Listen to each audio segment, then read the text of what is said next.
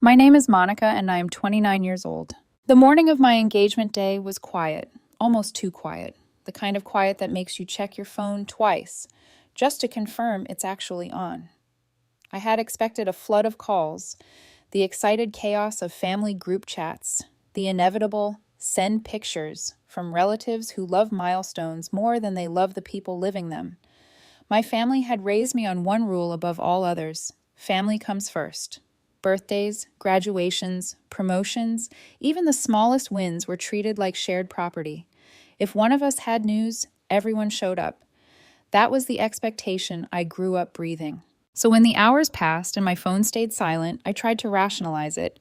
Maybe they were coordinating a surprise. Maybe my mom was busy setting something up. Maybe my dad was caught in meetings and would call later. My fiance noticed me checking my screen more than usual, and I brushed it off with a smile that didn't quite reach my eyes. I didn't want to infect the day with anxiety.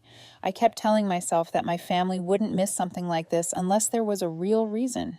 By noon, the only message I had received was one short text from my mom. "We're busy. Send pics." That was it. No heart emojis, no congratulations, no, "I'm so happy for you." Nothing about when they'd see me. Nothing about stopping by, nothing about being proud. Just a flat sentence that felt like it had been typed while she was distracted, like she had one hand on her phone and the other lifting a glass somewhere. I read it twice, waiting for a follow-up to soften it. Nothing came. I told myself maybe they were dealing with something urgent. Maybe my brother's kids were sick. Maybe there was a family emergency they didn't want to burden me with. I tried to protect them in my mind because for most of my life, that's what I'd done. When things felt off, I made excuses for them first, and only let myself feel hurt later, if at all. I tucked the sting away and forced myself back into the moment. Friends were arriving. We were taking pictures. People were laughing and hugging and saying how beautiful we looked. I wanted to be present. I wanted to believe this day belonged to me. Around 1 o'clock, while we were in the middle of taking engagement photos with friends, I opened Facebook to post a quick picture. I didn't expect anything. I was just going to share one of the shots and let the day move forward. But the moment my feed loaded, it felt like the air dropped a few degrees. At the top of my screen was a brand new post from my mom, an entire photo album. The cover photo stopped my breath. My parents were standing in a sunny vineyard, each holding a glass of wine, smiling so wide, it looked like they were celebrating a holiday. My brother was there too, front and center, his arm around my mom in that familiar way he always did when he wanted to look like the golden sun.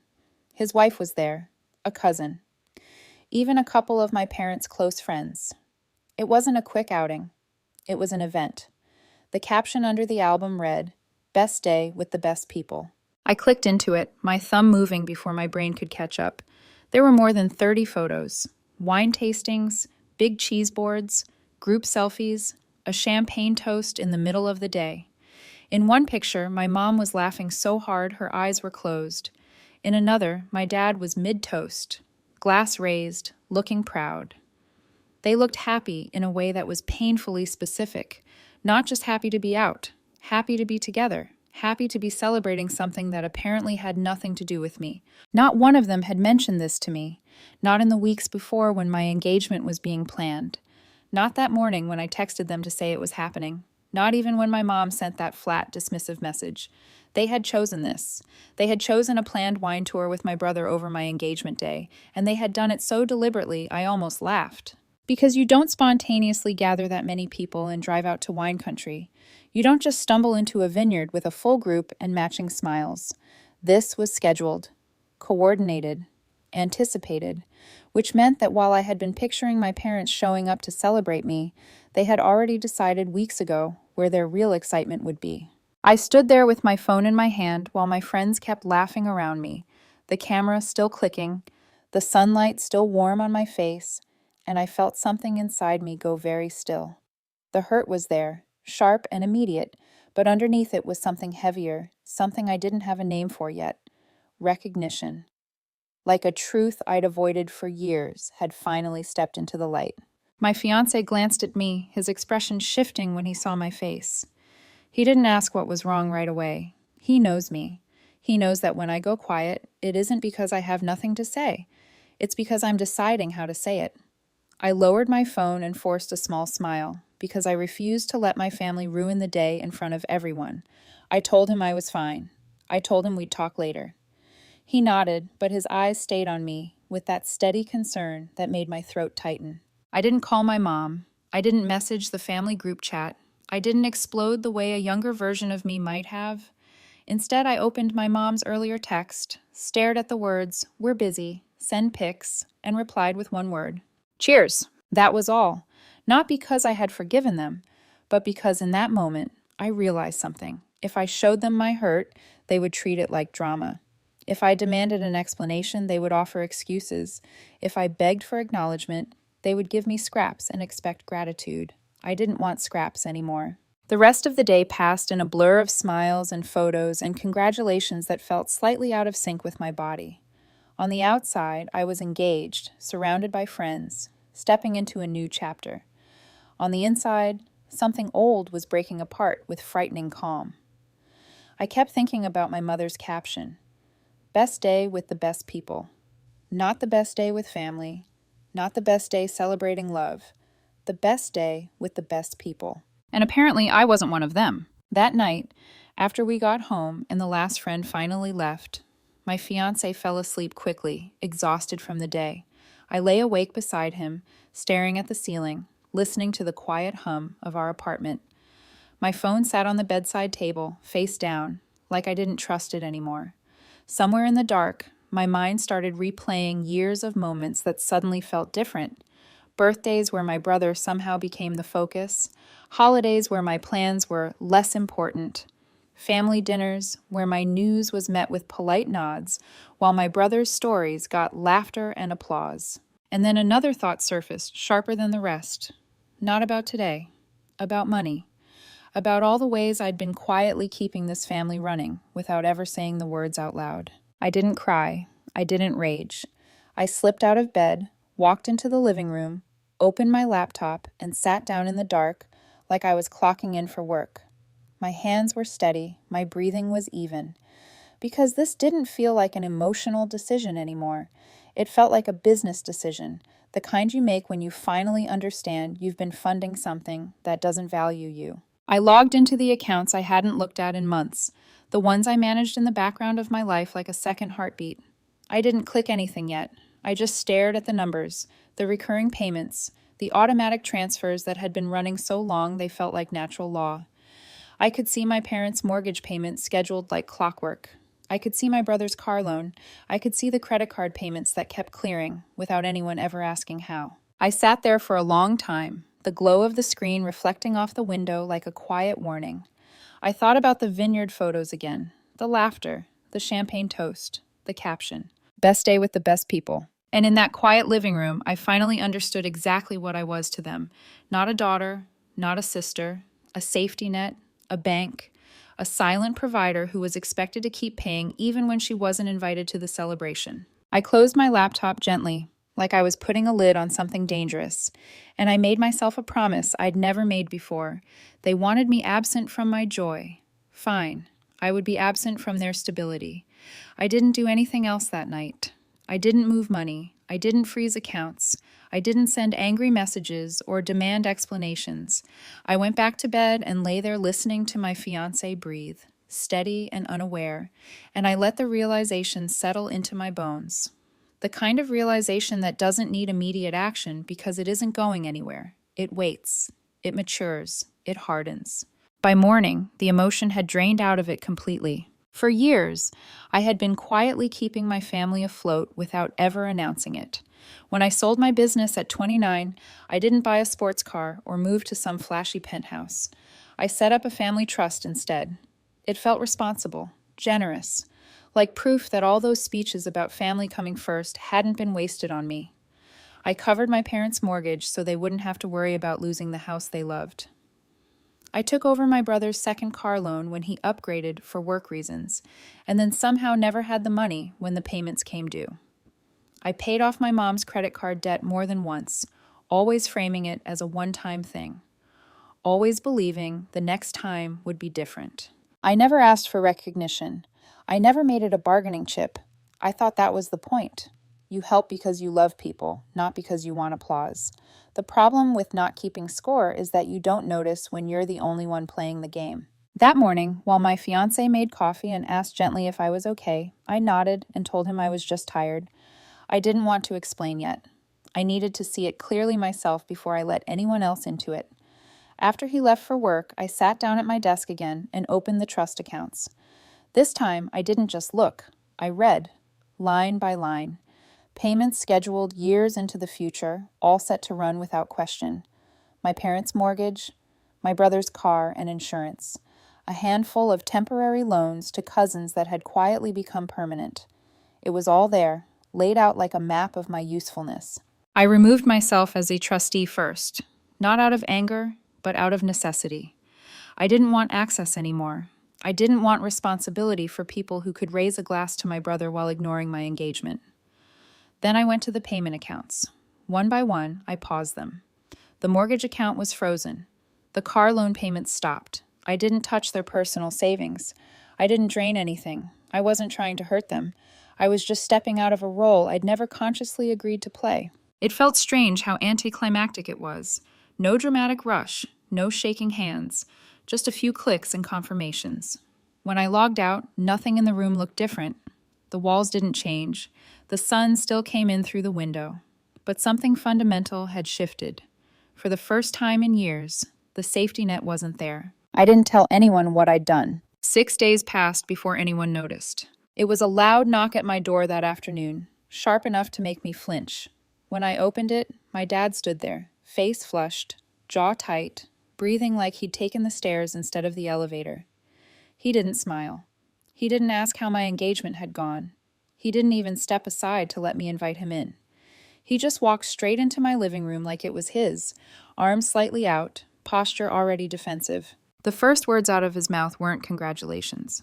"The bank called," he said. "The mortgage payment bounced." He said it like he was reporting a glitch, not a consequence. Like I had accidentally unplugged something I was supposed to keep running. I told him there was no mistake, that I'd stopped paying. He stared at me, genuinely confused, as if I'd spoken in another language. Then he asked why. I told him exactly why. I told him my engagement day mattered to me, that I had expected my family to show up, that instead I found them on Facebook, drinking wine with my brother, smiling like they were celebrating a holiday. I told him that if they could plan a vineyard tour weeks in advance, they could have planned to be present for me. He waved it off almost immediately. Said things come up. Said the wine tour had been planned for weeks and wasn't worth canceling over one afternoon. That was when my teeth clenched. Then he said the line that locked everything into place. "You're taking this too personally." I asked him if he would have been fine if I'd skipped his wedding to go hang out with friends. He didn't answer, just shifted his weight and looked past me like he was done with the conversation. Then he added, "Your mom didn't mean anything by it." It wasn't an apology. It was an excuse. And it made something painfully clear. In their eyes, nothing had gone wrong. I wasn't hurt. I was inconvenient. I told him calmly that the trust was dissolved, that the mortgage payments were done, that the car payments for my brother were over, that any emergency loans to cousins or extended family were finished as well. If they wanted to live as if I didn't exist, they could pay for that privilege themselves. He called me selfish. I laughed. Not loud, not cruel, just enough for him to hear it. I told him I'd been paying their mortgage for 6 years without ever holding it over their heads, and if that was selfish, maybe they should try it sometime. He didn't respond. He left without closing the door behind him.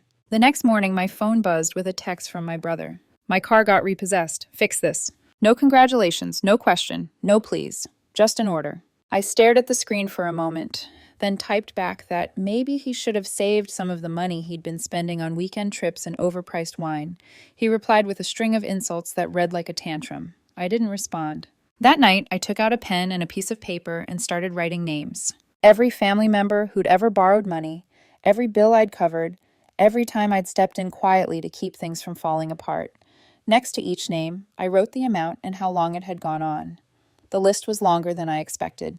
Seeing it all at once felt like looking at the skeleton of a house I'd been living in without realizing it was rotting from the inside. Daniel was at the top, and this time I wasn't going to save him. By the end of that week, the consequences started moving faster than even I had expected. I didn't have to push. I didn't have to threaten. I didn't have to announce anything. All I had done was step away, and the structure I'd been holding upright for years began to wobble on its own. Daniel called again 2 days after his car was repossessed. I watched his name light up my phone and let it ring. No voicemail the first time, then another call, then another. On the fourth attempt, he left a message, his voice tight and carefully measured at first, like he was trying to sound reasonable. He said he knew something must have happened, that we were family and could work this out. By the end of the voicemail, his tone had shifted, irritation bleeding through, accusing me of playing games and making some dramatic point at everyone's expense. I didn't call him back. Instead, I pulled open the bottom drawer of my desk and took out a folder I hadn't looked at in years. I'd labeled it Daniel Financial back when I thought I was being organized, not prophetic. Inside were old statements, insurance paperwork, loan documents, and credit card bills. I'd once quietly paid off after he forgot to make payments. 3 years earlier, when he'd fallen between jobs, I'd taken over his car loan so he could keep driving to interviews and client meetings. I'd even paid his car insurance every month because he didn't want to downgrade to a cheaper plan. At the time, it felt like helping. Looking at it now, it felt like training him to expect rescue. It all stopped that night. By the end of the week, Daniel had no car, no insurance, and a credit card that was overdue for the first time in years. I didn't answer his calls. I didn't reply to his texts. I just watched the ripple spread. The family group chat lit up with my name bolded in every message. My cousin Mark said he'd heard I was cutting everyone off. My aunt chimed in that I was making it personal. My mom sent a short, clipped message. "We need to talk." I ignored it. My dad stayed silent, which somehow said more than any lecture. That Friday, my fiancé and I went out to dinner at a small place by the water, the kind of restaurant that glows softly at night and makes you forget your phone exists. I didn't check my messages until we got home, and when I did, there were 11 missed calls from Daniel. The texts told their own story. The first few were polite, then came the begging, then the blaming. The last one said, "If I lose my job over this, it's on you." The following week, he did. His company had already been frustrated with his attendance issues, but they'd tolerated it because he had reliable transportation for client visits. Without the car, he started missing appointments. Accounts were reassigned. By Wednesday, he was unemployed. There was no satisfaction in it for me, just confirmation. For years, I'd been propping him up, believing I was helping. The second I stepped back, gravity took over. The call I didn't expect came from his wife, Hannah. We'd never been close. She was always polite but distant, like she wasn't quite sure how to treat the sister-in-law who quietly paid for half her lifestyle. She didn't waste time on pleasantries. She told me she'd just found out they were 3 months behind on rent. Daniel had been telling her I was still covering everything, and she only learned the truth when the landlord showed up with an eviction notice. She asked if I'd at least consider giving them a small loan to get by. I told her she needed to talk to her husband. By the end of the month, they packed their things and moved into my parents' house. My parents framed it as helping family through hard times. I knew better. Daniel wasn't going to lift them up. He was going to pull them down with him. The tension started almost immediately. Hannah lasted 3 days before complaining to my mom that she wasn't used to sharing a kitchen. My mom told her that in this house, everyone helped with groceries. That didn't go over well. Daniel fared no better. One evening, my dad asked him to mow the lawn, and Daniel actually asked if he'd be paid for it. I stayed out of it. I didn't need to stir the pot. It was already boiling. Instead, I turned my attention to something that had been nagging at me since my dad's visit. For years, I'd been covering the mortgage on their house. They'd refinanced twice. Once for my mom's medical bills, another time for a home improvement project that never seemed to materialize. I'd never questioned it. I just kept paying. Now, with the account frozen, late fees were stacking up. Foreclosure wasn't imminent yet, but the numbers were already turning ugly. I decided to dig deeper. Because I was a co-signer on the original loan, the bank couldn't refuse my request for the account history. When I reviewed it, my stomach tightened. 2 large withdrawals labeled home improvement, one for $18,000, another for $12,000. There were no permits on file for any construction, no contractor invoices, which meant the money went somewhere else entirely. I didn't confront them, not yet. I printed everything, slid it into a folder, and wrote one word on the tab: leverage. The unexpected twist came sooner than I planned. A woman from the county property office called me to say they'd received a complaint about my parents running an unlicensed short-term rental out of their basement. At first, I thought she had the wrong address. Then she mentioned Daniel's name. Without telling my parents, he'd listed the basement on a rental site and already hosted 2 weekend stays. My mom found out when a stranger with a rolling suitcase knocked on the door, asking where to check in. The explosion was immediate. My mom screamed at Daniel in the driveway while half the neighbors watched. Hannah slammed the guest room door so hard a picture frame fell off the wall. My dad called me later, demanding I come over and sort this out. I told him I was no longer involved in their problems and hung up. That night, sitting in my apartment, I realized something important. I didn't even have to attack yet. They were already unraveling on their own. But I also knew this wasn't over, because they still thought they could outrun it. They thought distance would save them. That if they could just get out of that neighborhood, away from the gossip and the neighbors who suddenly watched them too closely, everything would reset. I found out about the plan before the for sale sign even went up, because secrets travel fast in families like ours, especially when they're wrapped in panic. My mom's cousin called me under the pretense of concern, her voice syrupy and curious, and told me my parents were starting fresh in a smaller house in another city, far from all the drama. She said it like she expected it to hurt me, like she was delivering bad news meant to sting. Instead, I almost laughed. They had chosen a city where I had more history, more connections, and more quiet leverage than they could imagine. Years ago, after selling my business, I'd invested in a small but profitable property management company there. I eventually sold my shares, but the relationships never went away. Realtors, inspectors, lenders, people who answer the phone when my name comes up. In real estate, reputation is currency, and I didn't need to say a word about what to do. I just shared documents. I sent copies of the county complaint about the illegal basement rental, complete with screenshots of the listing Daniel had created under his own name. I included the HOA meeting minutes that mentioned strangers coming and going at all hours. I attached the mortgage statements showing 2 large home improvement withdrawals with no permits or invoices, no commentary, no accusations, just facts. Clean, verifiable, impossible to argue with. The first house my parents bid on was mysteriously pulled from the market the day after their offer went in. The second accepted another bid at the last minute. By the third rejection, they were confused and frustrated, calling around, asking what was going on. No one gave them an answer. No one had to. The market had simply shifted. I stayed quiet. Silence is powerful when you've already told the truth. Daniel's life was collapsing in parallel. Without a job, a car, or steady income, he started leaning on Hannah's family, and it went exactly how you'd expect. They tolerated him for a while, then stopped answering calls. By late autumn, Hannah had packed her things, taken the kids, and moved in with her sister. She filed for separation 2 weeks later. That left Daniel with nowhere to go except back to my parents, who were already drowning in their own mess. He bounced between a couple of friends' couches before ending up in a dingy basement apartment in a part of town where even the police avoided parking at night. My parents eventually settled for a small rental on the edge of town. The landlord was someone I knew from years back, a man who owed me a personal favor. I didn't ask him to be cruel. I didn't ask for discounts or punishments. I asked for one thing only: rent collected on the first. No extensions, no exceptions. He agreed without hesitation. Within 3 months, they were struggling again. My mom took a cashier job at a discount store. My dad started doing odd jobs for neighbors, fixing fences, hauling junk, patching drywall. Every now and then, a relative would call me with updates, pretending it was concern, but really checking to see if I'd soften. I didn't. December came and went without a single message in the family group chat. No holiday plans, no awkward congratulations, no photos of decorated trees. It was like we'd quietly erased each other.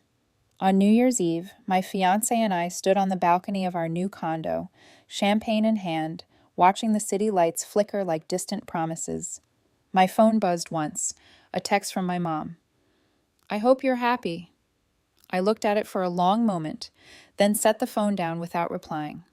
This wasn't about happiness, it was about balance. They had shown me exactly where I stood, and I had mirrored it back. For weeks after, nothing. No calls, no texts, no updates through the grapevine. I thought maybe they'd finally accepted that the lifeline was gone. We started planning a short trip, talking about furniture, laughing about small things again. That's when the surprise landed, quiet and almost clinical. An email from my old banker popped up one morning. My name had come up in a file review. Not because I was in trouble, he assured me, but because my parents had tried to use my old cosigner status on their mortgage to apply for a personal loan without telling me. The application claimed I was in agreement and would provide collateral. There was even a digital signature that wasn't mine. Sloppy, desperate. I didn't call them.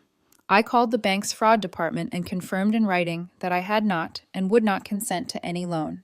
Then I sent my parents a single polite email. I know about the loan application. Withdraw it. No anger, no explanation. 3 days later, it was withdrawn. That should have been the end of it. It wasn't. 2 weeks later, Hannah texted me. She said she'd heard from a mutual friend that Daniel was telling people I'd ruined his life out of jealousy. The irony would have been funny if it hadn't been so predictable. She told me that same mutual friend, the one who'd helped Daniel get a job years ago through my connections, had corrected the story in front of her. They told her about every bill, every loan, every quiet bailout I'd given Daniel over the years. She said she was stunned. Then she added something that made everything click into place. Daniel was back at my parents' rental, not living there, hiding there. He'd taken out a payday loan, missed payments, and people had started showing up at his apartment looking for him. So he ran straight back to the only people left who would take him in. And that's when I understood the final shape of it. I hadn't just taken away their money. I'd left them with the one thing they couldn't afford anymore. Daniel. I almost felt bad. Almost. Then I remembered the vineyard photos, the raised glasses, the caption about the best people, and the feeling passed. They were imploding without me lifting a finger, and all that was left was a choice I hadn't expected to face so clearly. I could leave them to collapse on their own, or I could give the situation one final nudge and close this chapter for good. I didn't rush it. The best endings aren't explosive. They're precise. I thought about it longer than I expected, not because I felt conflicted about what they'd done, but because I finally understood the weight of what choosing silence would mean. Walking away completely is easy to romanticize, but when you've been the quiet center of gravity in a family for most of your adult life, letting go feels like stepping off a cliff and trusting the ground will still be there. I wasn't angry anymore. Anger burns hot and fast. What I felt was colder and steadier, final. In the end, I decided I didn't need to push them any further. They were already living inside the consequences of their own choices, and nothing I did would teach them a lesson they weren't determined to misunderstand anyway. I closed the leverage folder and slid it back into the drawer without using it. That was the part that surprised me most. Not revenge, not confrontation, but restraint. I didn't need to humiliate them publicly. I didn't need to expose every secret or explain myself one last time. They already knew what they'd done. They just didn't like the price tag attached to it. The months that followed were quieter than I'd ever known. Without the constant low-grade stress of managing other people's finances and emotions, my days felt strangely spacious. My fiancé noticed it first. He said I seemed lighter, like I wasn't bracing for impact anymore. We talked about boundaries, about how easy it is to confuse obligation with love when you're raised on guilt and expectations. Planning our wedding became something joyful again, instead of something I worried my family would hijack or ignore. Occasionally, news still trickled in. Daniel resurfaced briefly when a payday lender tracked him down at my parents' rental. There was shouting, a police visit, then silence again. My parents managed to stay housed, barely. They stopped calling relatives for help once it became clear no one was coming to save them the way I used to. My mom kept her cashier job. My dad's odd jobs turned into a routine. It wasn't glamorous, but it was honest in a way their life had never been when I was quietly funding it. I never heard another apology, not a real one. There were no messages acknowledging my engagement day, no recognition of what they'd missed, no attempt to repair anything that didn't involve money. That hurt in a dull, distant way, but it also confirmed I'd made the right choice. Closure doesn't always arrive wrapped in understanding. Sometimes it arrives in the absence of noise. On the anniversary of my engagement, my fiancé and I went back to the spot where he'd proposed. We didn't invite anyone. We didn't post pictures. We brought coffee, sat on the bench overlooking the water, and talked about the life we were building. He asked me if I regretted anything. I thought about my family, about the trust, the accounts, The years I'd spent proving my worth through usefulness. Then I shook my head. Regret implies a mistake. What I'd done was course correction. I used to believe that love meant showing up no matter what, even when it cost you pieces of yourself. Now I know better. Love that requires self-erasure isn't love, it's extraction. And I had finally stopped letting myself be mined. Sometimes I still think about that Facebook caption. Best day with the best people. I don't feel angry about it anymore. I feel grateful. Because without that moment, without that quiet public dismissal, I might still be funding a family that only noticed me when the money cleared. They showed me the truth without realizing it, and I listened. I didn't walk away to punish them. I walked away to save myself. And for the first time in a long time, that feels like enough.